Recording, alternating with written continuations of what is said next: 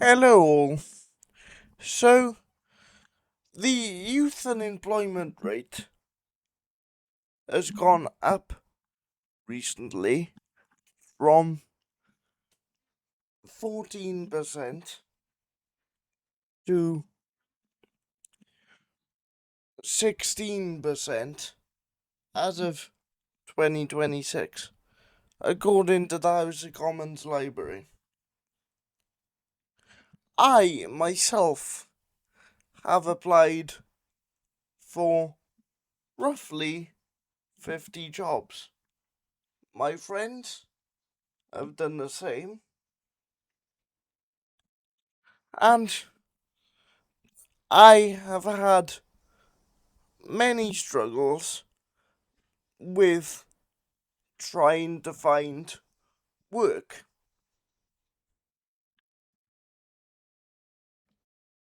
Now, one of the main reasons why I myself can't find particularly my first piece of work experience and my first job is because of something called the experience trap.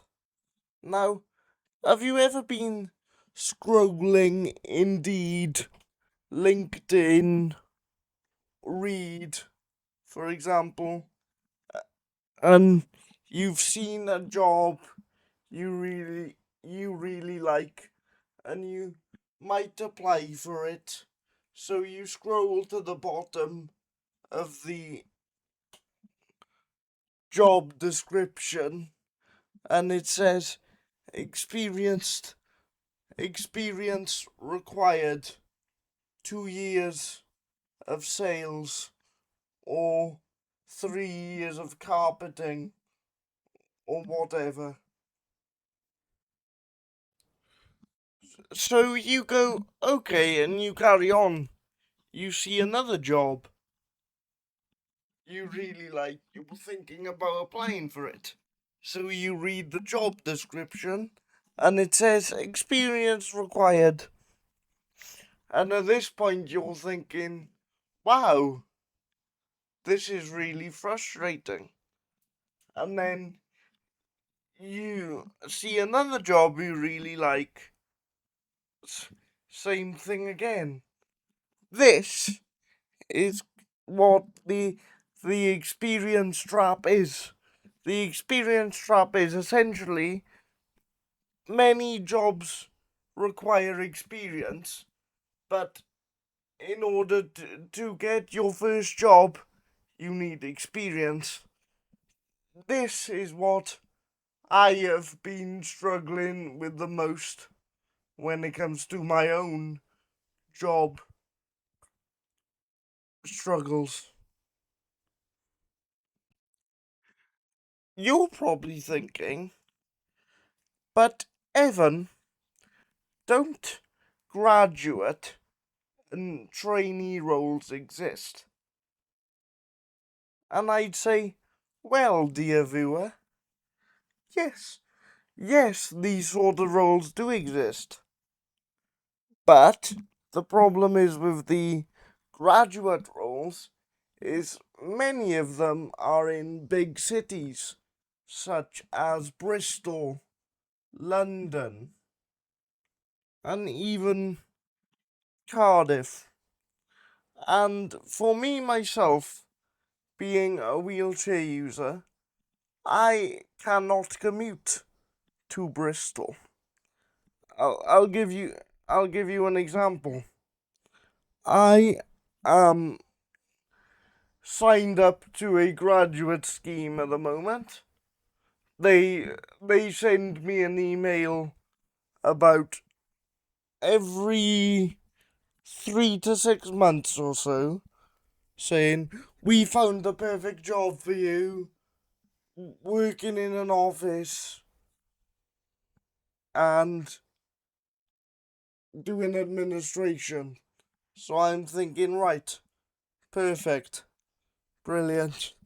So I open the link and it says brilliant work opportunity in Bristol. and I immediately go, I can't relocate to Bristol or wherever because one is expensive and two I've got added on things like care plans and things like that. But for even a non-wheelchair user such as many of you in the audience, rent and the cost of living and the cost of housing is massive at the moment.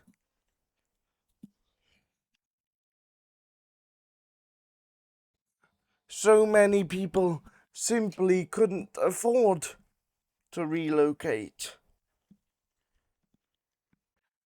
And then there's also a competitive problem. Many graduate schemes have thousands of applicants with quite sizable intakes, but still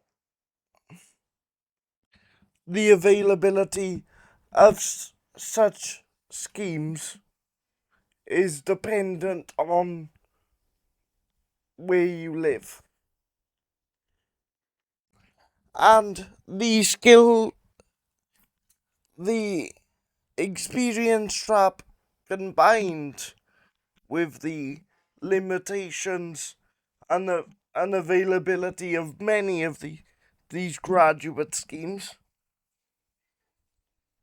lead to problems like skills mismatch and degree inflation. What that means is jobs that didn't require high levels of qualification in the past now do require high levels of qualification. And what skills mismatch means is the jobs people are applying for do not match the qualifications they have. There is essentially more graduates than graduate jobs available. This is shown with an increase in statistics in the number of graduates in low to medium skilled jobs. According to CIPD, the numbers of graduates in low medium skilled jobs in 1992 was 10%, whereas in 2022 it was 20%. Now, before I get into these examples, just a quick disclaimer. I am not shitting on anybody in those sort of jobs like a mechanic or a retail worker or government administration or indeed bar staff, because everybody has their place in the economy. And to put it plainly, without mechanics being around to fix the pot dickhead accountant's car, then he wouldn't be able to go to his high skill job and earn 60, 70k a year without the mechanic who is on £20,000 a year doing his own job and fixing his car. So I am not shitting on anybody who is in these so-called low-skilled jobs, which quite frankly aren't low-skilled. They're only low-skilled in the sense that they they're measured by income and academic con- complexity, which we can discuss on a whole basis. Does the complexity of your job mean it's less skilled or not? You know? Personally, my dad's a mechanic, so I think it's a highly skilled job and certainly takes a lot of work and a lot of effort. So does bar staff having to put up with pissed people who are drunk and slurring their own words and serving them drinks for 10 hours a day. I couldn't do that. I'm just here rambling on my YouTube channel. I don't know what that's like. So I'm not shitting on anybody in those jobs. I am simply saying the problem is graduates are in jobs more often that don't have anything to do with their degree than they were in 1992 compared to now. That's all I'm saying. For example, the number of bar staff graduates they were in 1992 was 3%. The number of compare this to 2022 where it's now 19%. The number of retail workers has got has gone up from 2% to 14%. The problem is a mismatch between graduate qualifications and graduate opportunities. Another contributor is human capital theory. Now, what I mean by this is imagine I was an employer and I could pick between hiring employee A for a new role or training employee B who's been with us for 10 years and knows how the business runs, knows how the business functions. Who would I, as an employer, realistically put forward and pick for that new job role? I I would pick employee B 9 times out of 10, and so would many employers, because there's less risk and there's less money spent per person to train for that job. Because if you think about it, the hiring process is rather expensive. You've got to go through several interview stages. You've got to pay people to comb through CVs and look for the right people for those interviews. And it can just get very, very expensive.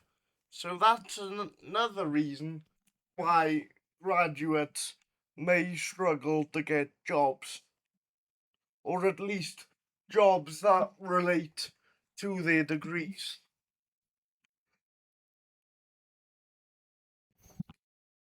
Now, just to make it clear, This video is not calling employers evil for wanting to wanting to reduce the risk of hiring new members of staff. Neither is it calling young people lazy or saying that these so-called low skill these so-called low skilled jobs are irrelevant. This video is in fact suggesting quite the opposite. It's saying that the reason young people can't find work is very complex, and there are many individual contributing factors such as skills mismatch, degree inflation, and the one that seems to haunt me in my dreams, experience trap. The experience trap is literally the bane of my existence and has almost brought me to tears on several occasions. Let me know what has been your biggest obstacle to employment in the comments, and let me know also whether you're losing the will to live trying to find your first job opportunity, even no matter if it's in Tesco's or as an accountant, because I can't seem to find a job anyway. Bye all.